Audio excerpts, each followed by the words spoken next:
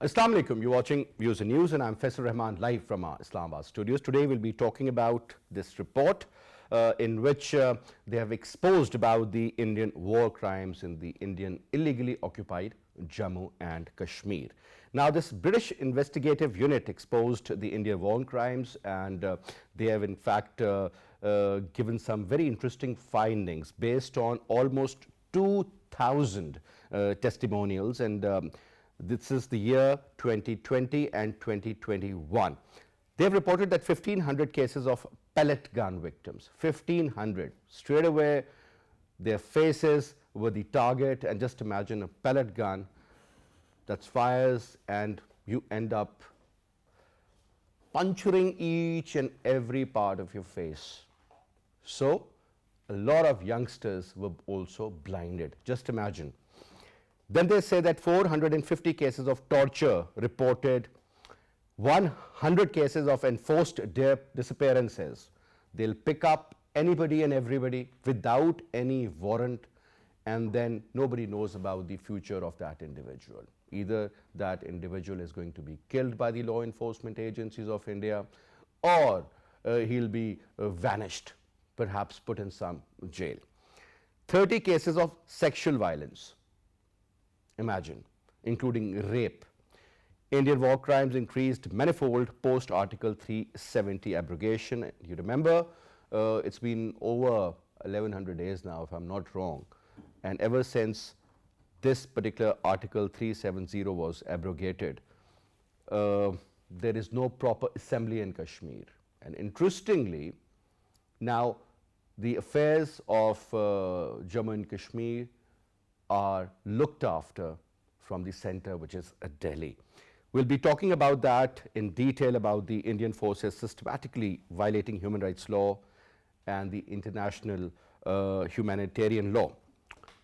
To talk about that, let me quickly introduce you to our panelists. We have with us in our studio on my right is Dr. Waleed Rasool Saab, Kashmiri leader. Assalamu alaikum, Dr. Saab, and pleasure to have you in the program. And we will be talking to Dr. Jamil Khan Saab, former ambassador, senior diplomat. He's going to join us on Skype, sir. Assalamu alaikum, and thank you very much for your time as well. And we'll be talking to PJ Mir Saab, senior journalist, on the telephone. PJ Saab, welcome to the program as well. Now, let me put this first question, sir. I was going through an article, and interestingly, when we talk about the People's Democratic Movement, or rather People's Democratic Party, PDP, Mehbooba Mufti's statement was right there on top. And there was another statement issued by Umar Abdullah. Now, these two people, whenever they are in opposition, they are pretty vocal. The moment they are in power, they won't be saying much. The report says, that particular one says, that when we talk about the demographic changes that have been made, 2.5 million Hindus, 25 lakh Hindus, which is 1/4 of the total population of Jammu and Kashmir put together. Correct, sir? Exactly. They have been settled there. So the, we all know that Jammu and Kashmir, Jammu is a place where Hindus are in majority, whereas in Kashmir Valley, it's the other way around. Just to change the demographics, sir, there's another way. Forget about people who are coming in from various areas and being settled there.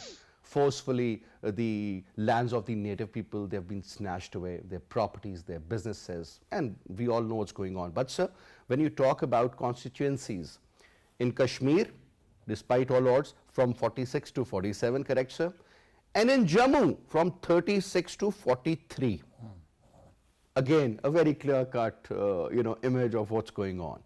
Your take, sir. Let's start off from there. Exactly. When you say, when you talk about the systematic genocide, there is a systematic policy. It was not same. The Jammu was also a Muslim majority area before 1947, and there were the killings are 250,000. It is quoted by Snedden in his research paper. Number one. Number two, if I will say the Indian O.P. Shah, the ex-Supreme Court judge of India and Madras, said that these NIA courts and the courts in the India are Gestapo type courts in India within that. But when you are talking about the systematic genocide, they changed the demography of Jammu in 1947 and converted into the minority, number one. Number two, they are practicing the same sitide in Kashmir. Now, why Kashmiris are at the brink of the collapse, at the brink of the extension, we have few examples. It happened in Spain, none even after the 700 years, none of the Muslim survived there. And they carried same systematic cleansing of Muslims in Madras. They divided Madras in 7 provinces, and then Muslims were divided and redivided. So, when so you the say case was in Punjab, if you remember, Punjab, divided exactly, into 3, exactly. Haryana, Punjab and Haryana, Punjab, Madhya Pradesh, UP even, they have been divided. So, this is, I always say that this is a linear policy since from 1947, whosoever came in the power in the Indian occupied, in the India, they continued this policy. So, this is a linear, systematic and continuing. Now, question arises that when how they will carry forward this. Definitely they need support of the various cronies who have been working for the India since 1947 towards the end. But definitely voices and Kashmiris who are nowadays struggling for this heinous crime against the India, they need a potent voice which can be heard internationally. Now, what is their space? They have choked the communication channels. There is no communication outside. They have choked the political space.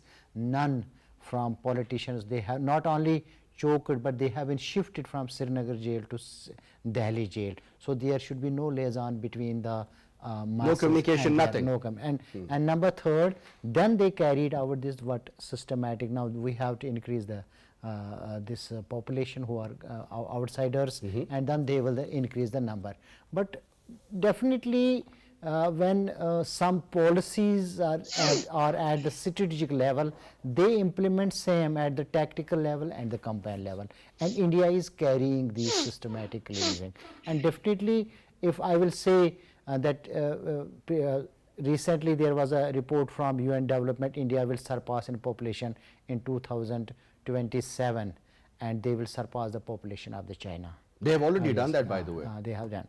So they will apply for the United Nations Security Council permanent membership, and we have to be cautious. We cannot think now nostalgic, but we have to adopt the futuristic approach. I totally agree with you. We haven't done much, sir, so far. To be So very it is honest. not We only for always the talk Kashmir. about It is not diplomatic only the support, Kashmir. moral support, Yeah. or the support in other ways. But the real fact remains that whatever India wanted to do, they are continuing with the same policy, and they've been pretty successful also, whether we like it or we don't.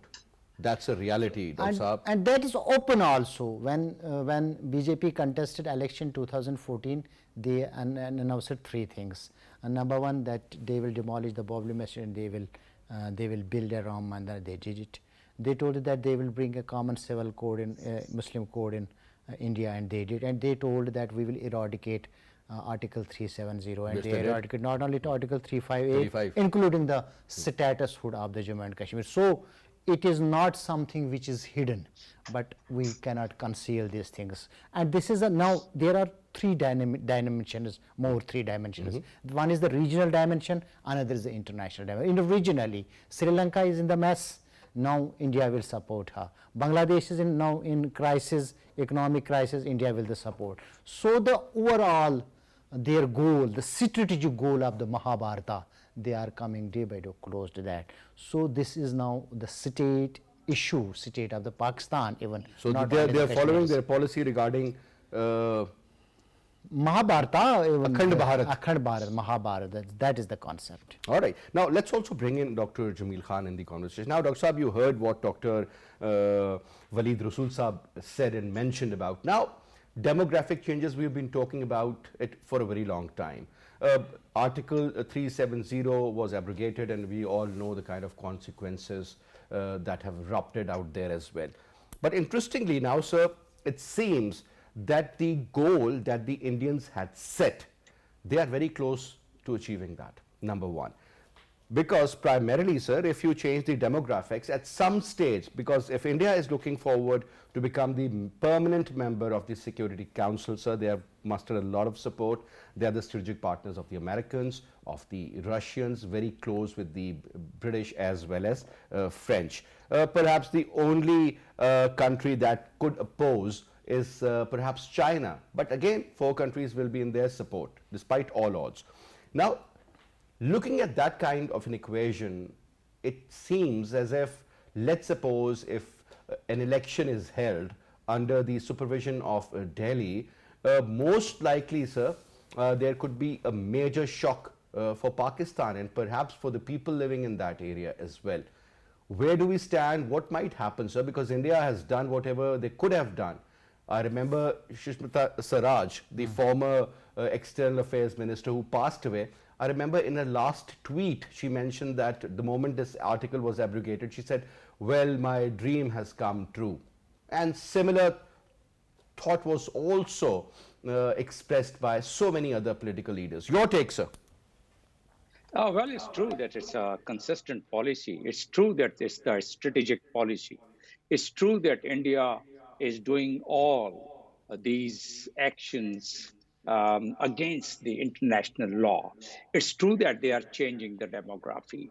It's true that India has fired 1.3 million ballots and have blinded more than 4,000 people. It's true, whatever we've been discussing in your program and elsewhere, all are the factual position. But the entire world has turned a blind eye to what India is doing, and some of it has already been described. And that is basically the Indian strategic alliance and the Indian geopolitical and international politics, its role in geopolitical and international politics. So India is now, as you mentioned in your intro, India is a strategic partner of the United States, and United States and its allies, they support India. Now, that's one.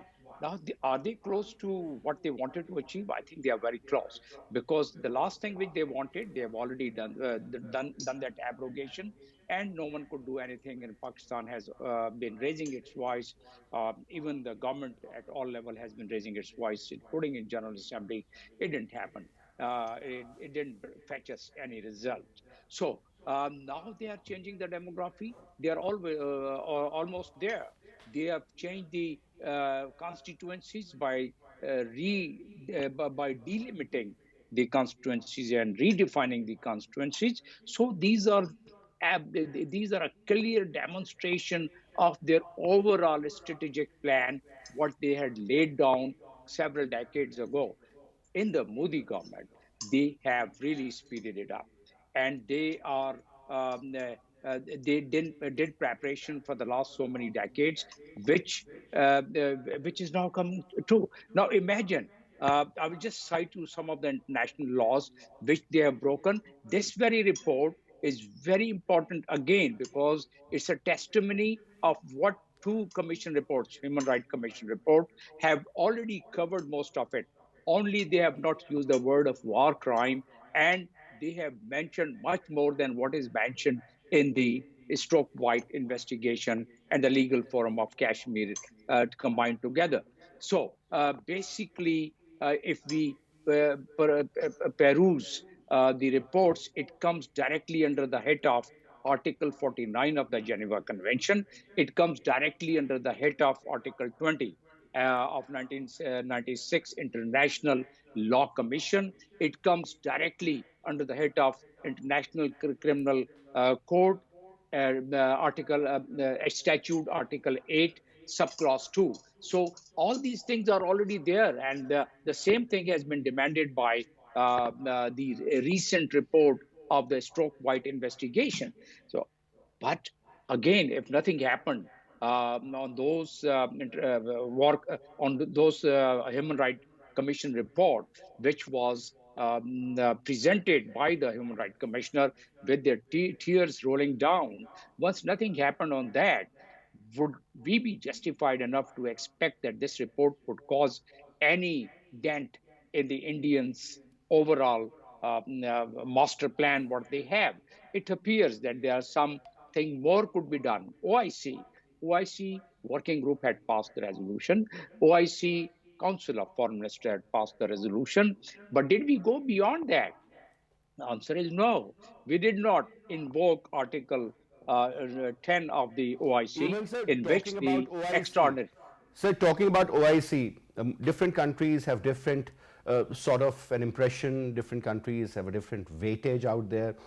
Two most important members, one is Saudi Arabia, because the head office of OIC is in Jeddah.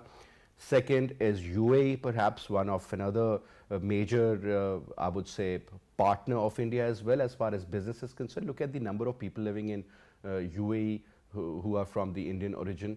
Even in Saudi Arabia, both these countries have presented, and let's include Bahrain also, another very important member.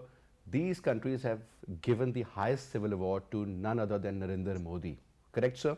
So, if that is the case, sir, then you can't expect these countries to be friendly and yet support you 100% on the issue of Kashmir, because when you talk to the Americans or any other Western ambassador in Islamabad, they say it's a bilateral issue, these two countries should sort it out. Okay, we say no, there is a third party which is Kashmir. And then since this issue was taken to the United Nations by the Indians, so it should be resolved with, or rather in alignment with the UN resolutions. Now, what I'm saying is, sir, that these are just mere facts. And perhaps in today's world, we are living in 2022, where India is #1 country as far as population is concerned. Last month, there was a report which said they have surpassed the Chinese. Look at their regional support, the kind of support they have gotten to the West as well. Now, let's admit, we need to, because this is what the ground reality is all about, sir. Things have drastically changed ever since 2018, and everything is right in front of you, sir. Who would utter a word against the Indians in the international arena? Oh, that's right. So we should not only resort to the public diplomacy, we have to think along with our friends, whatever number of friends we have in this context. In fact, Turkey is very vocal. Even Iran is very vocal in terms of Kashmir's cause. So there are China. Well, it supports most of the time, but China has its own interest with India so far as the trade is concerned. Although India is a watchdog of the United States in terms of being an allies and being after having these strategic agreements with the United States, and the United States is pitching India as the as a check on the containment of the Chinese, Yes. which because of all this interest, we have to visualize, and we may not forget one thing, that all the Gulf countries, whatever Saudi Arabia says, they toe the line from there, and Saudi Arabia would not go against the overall policy of the United States. We have to really realize that. I have served there in Saudi Arabia, and I've been ambassador in UAE. I have been at other Arab countries. So one could very conveniently say that UAE, or for that matter, Gulf countries, they would toe the line from Saudi Arabia, and Saudi Arabia in turn would obviously see what is the overall #1 foreign policy matter. So, #1 foreign policy of the United States is the containment of China, and India has given to understand to United States that okay, they are the one, they can support them in this in their overall achievement of goal of the containment. So that be the case, then India has a free hand. They are trying to leverage its strategic partnership with United States against China, and they're trying to leverage it for Kashmir. And that's why they are trying to hurry it up and implement their overall agenda to bring the Kashmiris in minorities. So once that is the case, we had issued 131 pages of the dossier, and that contained all the details, including the mass graves, which Indian-owned People's Forum had issued. And then that 131 pages dossier, we had disseminated it to the member countries of the United States, and also we had tried at least to send it to our mission and ask them that they should be able to do that advocacy on three-pronged action. One was the traditional diplomacy, the second one was the public diplomacy, and the third one had to be done by the permanent representative in New York, Pakistan permanent representative, the legal diplomacy.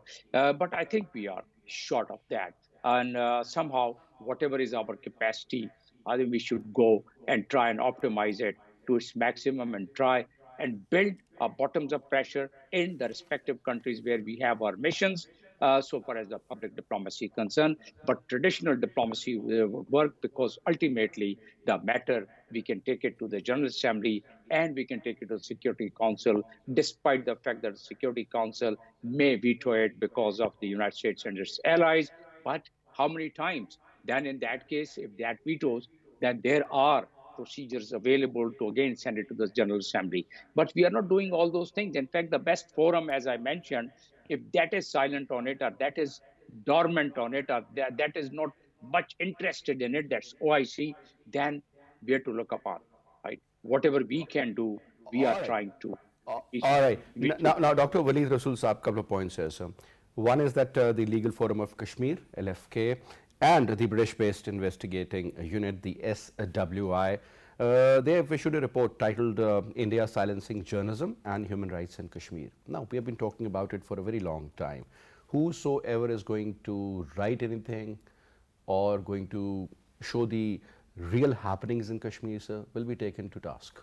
Reality, whether a journalist or an individual or perhaps any reporting agency, even human rights agencies cannot work out there. You know how things are. These draconian laws, they've been imposed to an extent that even a constable can pick you up and can kill you and he won't be charged. Correct, sir? Now, under these given circumstances, at least some voice has been raised about this. And I told you about the 1,500 cases of pellet guns, 450 cases of torture, 100 cases of enforced disappearances, and 30 cases of sexual violence. I mean, these are the reported ones. God knows what's the real number. But, sir, do you think this can be made a base to at least raise the concern? Let's suppose the United Nations General Assembly session is going to be held next month, correct, sir? Do you think this is how it should be represented, and at least some sane voices should come up and show the world what's going on, because that is a very genuine platform? Actually, Legal Forum for Kashmir is a indigenous platform working on the lawfare, and when you have a primary data and your each and every case study is having a proper reference, this is a prima facie evidence of the genocide against India, number one.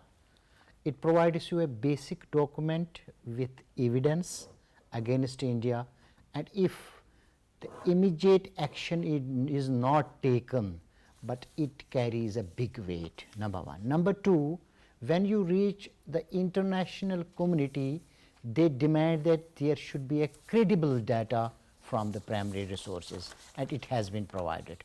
Number three, it demands not only the support of one state, that is Pakistan, but the support of the allied countries who have good relations with the Pakistan, and there will be definitely only those countries will support you who have some interests with the state. Because you know that when you are talking about the regional dynamics or the geopolitics or the geoeconomics, despite there was a skirmishes along the LAC between India and China, still there was the trade between India and China surpassed $100 billion. Yes. So this is a concern that in international relations it is the interest which works. But what is the hope? Hope is always there. Number one is you presently see that there are more than 150 countries presently existing on the map of the world. Every country fought against a powerful, and they have been bleeded by the powerful. This is a common phenomena in the movements. So we indigenous people from the Indian occupied Kashmir, we are ready for it. Number two, when you are providing the cases, live cases with proper evidences, if it is not heard today, but it reaches the people who matter in global equivalence of the power, it is power itself, the report's power. Number third, our fifth generation, who have been only struggling against India, and they have been rendering huge sacrifices. Now they learn it is not only that we are giving the sacrifices, but we have to document our sacrifices also. So this is the work of the Legal Forum for the Kashmir. And number four. So it took them 75 years to understand that documentation is important. Definitely, you need a people who are specialists, who have particular educational background. This man is a lawyer, and they are the people who have been born during the conflict. Faisal, these are the people when the armed struggle started in 1990. They are the people who have been born during the conflict. They have been raised during the conflict. They have been educated during the conflict, and they know the nuances of the conflict, how we have to move forward. Now it is again a message for those oppressed forces who think that they can carry on their movement despite of their odds, hurdles, problems and challenges. So this is an example. And number fourth, now what is our success? We have been successfully succeeded to transfer our movement from third generation to the fourth generation, who have to be equipped with the tools of the pen, with the mic, with the social media, with the electronic media, with the press media. So if there is a complete blackout, I mean nothing comes out, there is a complete shutdown as far as internet is concerned. You write a word and you'll be taken to task. Yeah, definitely. You speak the truth and you'll be sent into Tihar jail. Yeah, we have to. I mean, how many people will eventually take risk of that sort? The remarkable contribution done in this field of research was Parvez Saab, who wrote the torture and also the structure of violence. So he is nowadays facing that, despite he was an accredited human rights defender. He was accused of stoking terrorism. Just imagine. There are challenges definitely, but again, the situation is that my area or my limitations have some certain degree of problems. So then the plea of the state comes. The people who are at different embassies, and their field and their specialist is diplomacy. They will guide these people how you will reach even to the small nations. For example, recently Gambia, a small nation, put the case of the Rohingya in International Court of the Justice. So they guard the justice. It is not necessarily that if America or any other allied nations are not supporting you, you can work in the small nations who understand. Sir, as far as International Court is concerned, we haven't won even a single case against India, correct? Please correct me if I'm wrong. Then? That doesn't matter in movement. That matters. Why doesn't it matter? So no matters. How 168 countries are nowadays free? They have been always under powerful countries. And you know, under America, under British, India and Pakistan fought against the British. There was a big empire. That was the time when the Britishers were withdrawing from most of the parts. Again, Russia have to leave the 7 countries and they have to free. Again, they have to free the other nations which were under the clutches of the power. France liberated Al Jazeera, and same the situation of the other small nations. There is nothing, it is nothing new that powerful has killed the weaker one and settled. Now what matters in the resistance movement? That is the sentiment. Are you in a position to keep your sentiment alive despite you are under the sword, despite you are facing the bullets, and you are severe? Is your sentiment alive despite an oppression, suppression and ultimate degree of this violence by Indian forces? You are keeping your sentiment intact. Number one. Number two, more you implement the force, more reaction there will be. It is a natural order. You can't change this order. More oppression in Kashmir, more oppression by more induction of the Indian occupied forces indicates that they have no control. why they are influxing more and more, why they are increasing the density of the Indian armed forces. It means they don't have control on the masses, and they have fear that it will trigger if we will lose the strength of the armed forces. And this is an indication that India cannot conduct the free and fair elections if it is the writing So of if they Indian change the Express. demographics, let's Yes, suppose yes. another 3 years from now, the demographics, I mean, look at the way they have changed it in the past 3 years. Let's add another 3 They years. have- Let's they talk changed about it in Jammu also. 2025. They will do it. They will keep on doing it. They will put their men there. They'll put those families which will support the idea of New Delhi.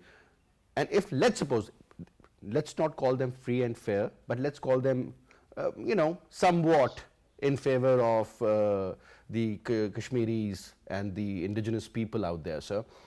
What if the result comes against them because of these demographic For your changes? information, in 1718, after the Hazrat Isa in 30 AD, there were 9 genocides against the. Sir, what I'm against saying is the- this is 2022. against the Let's Jews. be Yes, in the against present, Jews. sir. Jews came after Muslims 2000 ruled years. the world. Muslims were best in I'm mathematics. They talking were about great in Jews. I'm chemistry talking and about Jews. I'm talking in about medicine. Jews. But sir, I'm in talking about 2022, Jews. things have changed. Dynamics have changed. But in my hand is the only resistance and the voice. I have to continue. It is not in my hand that I have to put 3 corps of the army in the Jalim and then I will declare the independence. I need support of the you people. You people who are in the media, who are in the various embassies of the world, who have the power of the media, they have to raise our cries. But what you are expecting from my people, they are doing more than enough, sir. All right. Now, Ambassador Saab, couple of points here, sir. I remember, sir, when we used to tell our kids that T for tomato, or T for a truck, or T for a tank. Now, T for a terrorist, a man with a turban holding a gun, looks like a Pashtun or perhaps a Pakistani or a Kashmiri for that matter. And ever since 9/11, sir, the dynamics, global dynamics, they have changed. And those freedom fighters which were called the Mujahideen, whether in Afghanistan or in Kashmir, they became the terrorists. Now, that T for terrorist formula or agenda now doesn't work anymore, sir. Even the indigenous movements from the local people, they are not considered as freedom movements. They are like, there's a group of people who are supported by, let's suppose, XYZ countries. The Indians always end up blaming Pakistan for that. And they said they have sent these terrorists into Kashmir and this is what has happened. So the global media picks it up. I mean, this is how things are working out. Look at the media coverage behind Russian and Ukrainian war. It seems that Vladimir Putin is the culprit. The way they have showed Hitler as a culprit. I wasn't born then, but whatever we have heard, we have learned through movies, through articles, through documentaries, and this Gestapo concept of the German police. I mean, axis of evil again. I mean, even George Bush called them the axis of evil. So what I'm saying is that 2022 is a different time, sir, isn't it? Absolutely. In fact, and then what you're saying, the evidence to that is 750 Info Chronicle, which the European countries discovered, and they had to impose a ban on it. And they did it for several years. This was the propaganda, T for terrorist. That was the thing which they have been doing it.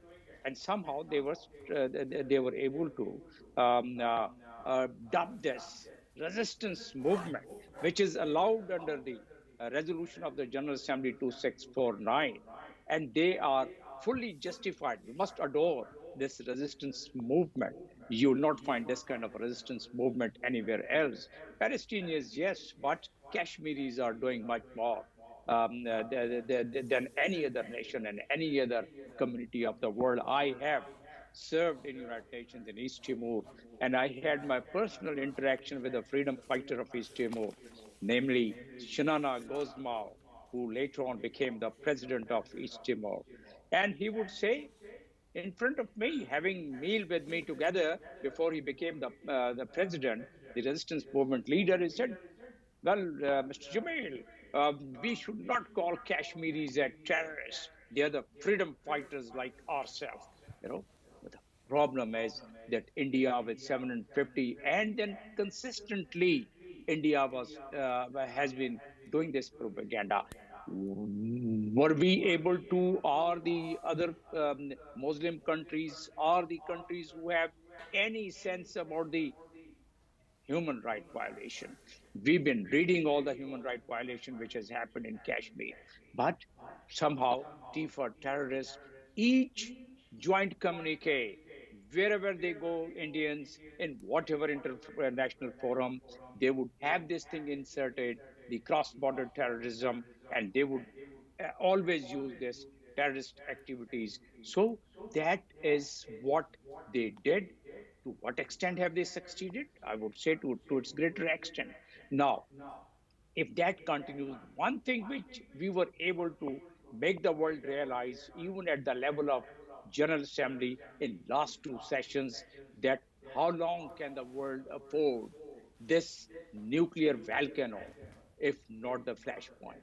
Now, that is where the world is quite concerned. And if we augment this argument with the human rights violation, two commission report, 130 pages of the dossier which we prepared, this latest report issued by such an important forum of the US, United Kingdom.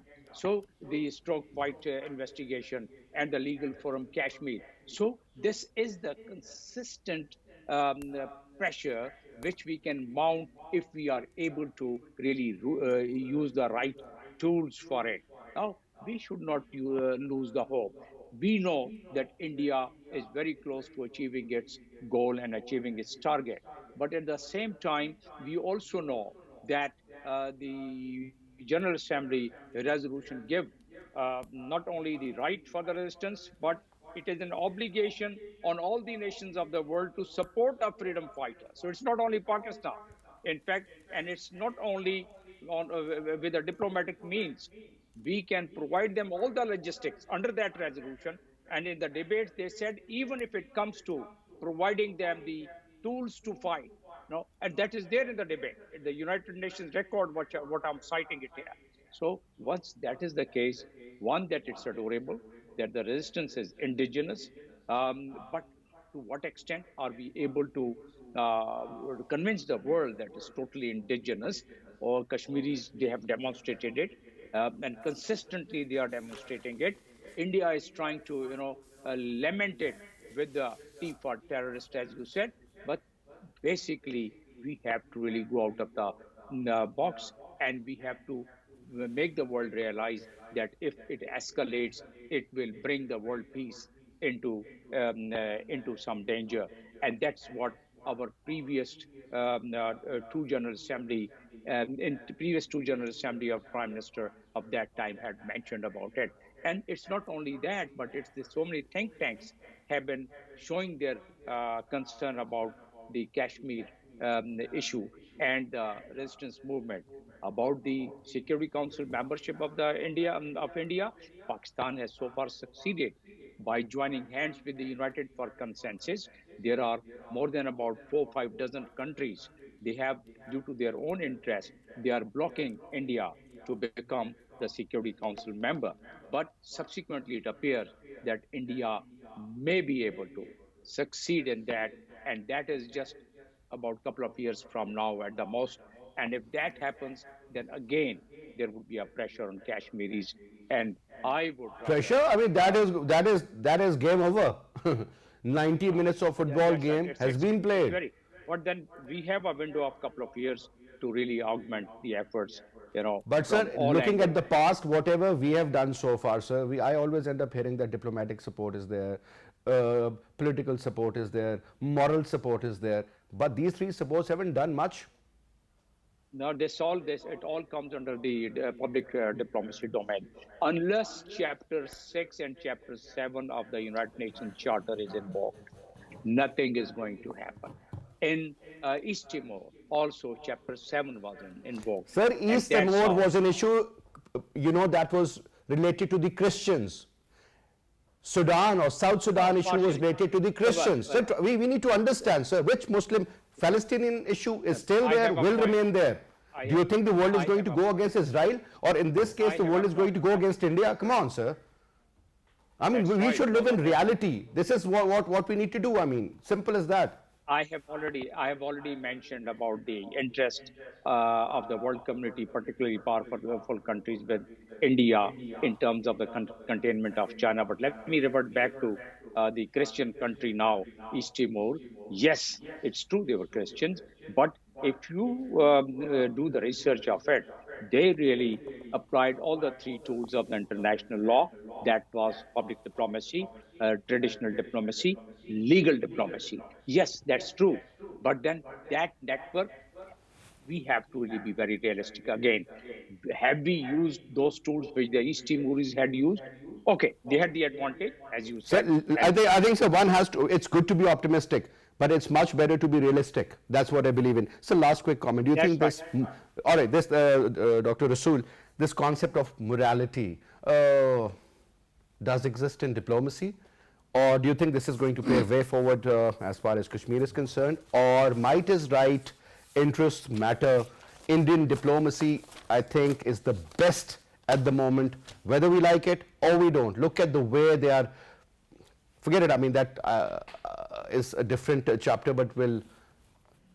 In international relations, we say it is a realistic order, and the other constructivism, liberalism, or what you say, the other things, they don't matter.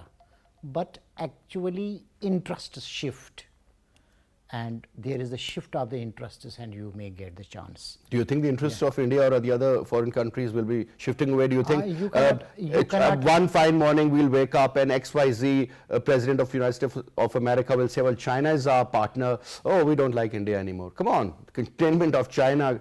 Russia and China will remain their adversaries. They were and they will be.